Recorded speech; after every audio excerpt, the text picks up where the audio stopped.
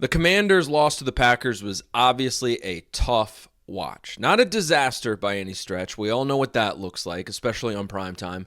But it was a tough watch. There were very few plays to cheer for. It was kind of a boring but thorough beatdown that unfortunately also featured season-ending injuries to both Austin Eckler and Deatrich Wise. I'm not overly concerned yet, though. First of all, the Packers are clearly very good. They were top 10 in both offense and defense last year. They were sixth in scoring defense, and then they added Micah Parsons. They are legit Super Bowl contenders, and I think that showed in how they made very few mistakes.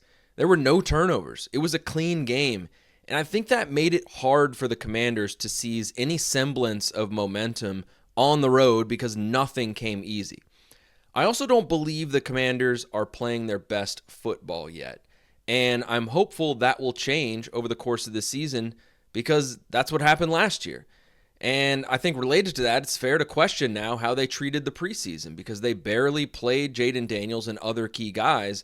And I get protecting a guy from injury, obviously, but it's not like he only played a half or a couple quarters across a few games.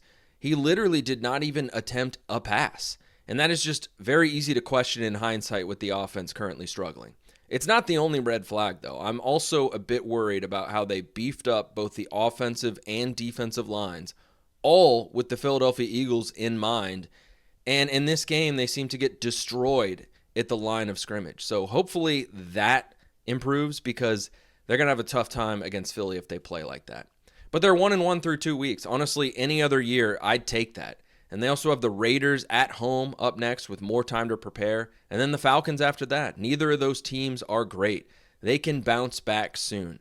So maybe the reaction to last night's loss, including from me, is just an indication that the bar is now raised after what they did last season.